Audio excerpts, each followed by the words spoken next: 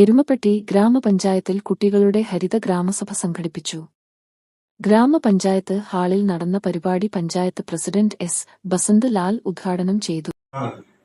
March മാസം 30-ാം തീയതി ഈ കേരള സംസ്ഥാനം മാലിന്യവിമുക്ത സംസ്ഥാനം എന്ന പ്രഖ്യാപനം കേരളത്തിൽ നടക്കുമ്പോൾ അതിന് മുന്നേ പ്രഖ്യാപിക്കാൻ കഴിയുന്ന നാടായി നമ്മുടെ എരുമപ്പെട്ടി മാറണം. അതിന് മാറാൻ കഴിയുന്ന നേതൃത്വമാണ് ഈ ഇരിക്കുന്ന ആളുകൾ. ആ ഉത്തരവാദിത്വം നിർവഹിക്കണമെന്ന് മാത്രം ഈ അവസരത്തിൽ സൂചിപ്പിച്ചുകൊണ്ട് ഇതിൽ പങ്കെടുത്ത മുഴുവൻ വിദ്യാർത്ഥികളെയും അധ്യാപകരെയും ഇതിനോടൊപ്പം നിൽക്കുന്ന ജനപ്രതിനിധികളെയും ഉദ്യോഗസ്ഥരെയും ആകെ അഭിവാദ്യം ചെയ്തുകൊണ്ട് ഈ ചടങ്ങ് ഔപചാരികമായി ഉദ്ഘാടനം അറിയിച്ചുകൊണ്ട് എന്റെ വാക്കുകൾ അവസാനിപ്പിക്കുന്നു. വൈസ് പ്രസിഡന്റ് ബിന്ദു ഗിരീഷ് അധ്യക്ഷത വഹിച്ചു.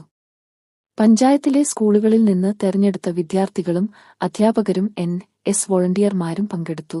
ജില്ലാ പഞ്ചായത്ത് മെമ്പർ ജലീൽ ആദൂർ മുഖ്യാതിഥിയായി.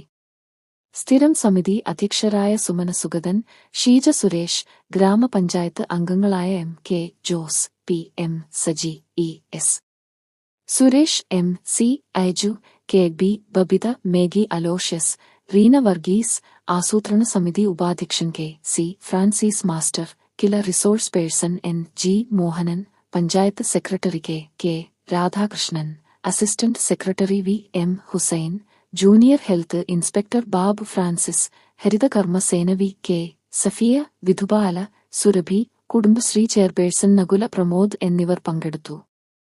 തുടർന്ന് വിദ്യാർത്ഥികൾ തയ്യാറാക്കിയ റിപ്പോർട്ടുകൾ അവതരിപ്പിച്ചു. സ്കൂൾ വിദ്യാർത്ഥികളുമായി ചർച്ച നടത്തി ആശയങ്ങളും നിർദ്ദേശങ്ങളും ഉൾപ്പെടുത്തി മാലിന്യ സംസ്കരണ പദ്ധതികൾക്ക് രൂപം നൽകും. നമ്മൾ സംസ്കരിക്കണം. എങ്ങനെ സംസ്കരിക്കേണ്ടതെന്ന് അറിയോ? നിങ്ങൾക്ക് ഓരോ കാര്യങ്ങൾ പറഞ്ഞു തന്നു. ഇപ്പൊ ജൈവ മാലിന്യങ്ങൾ എന്ന് പറയുന്നുണ്ട്. ജൈവ മാലിന്യങ്ങൾ എന്ന് പറയുന്നത് എന്താണ്? ഫുഡ് വേസ്റ്റസ് ആണ്. ഈ ഫുഡ് വേസ്റ്റസ് നിങ്ങൾ എന്ത് ചെയ്യുന്നു? നമ്മുടെ വീട്ടിലൊക്കെ ഫുഡ് വേസ്റ്റസ് ഉണ്ട് ഇല്ലേ? എല്ലാരും ഭക്ഷണം കഴിക്കാറില്ലേ? ഇന്ന് ഭക്ഷണം കഴിച്ചില്ലേ? ഭക്ഷണം കഴിച്ച് നമുക്ക് ബാക്കി വരുന്നില്ലേ? ഒരു കറിവേപ്പിലെങ്കിലും ബാക്കി ഉണ്ടാവില്ലേ? ഇല്ലേ?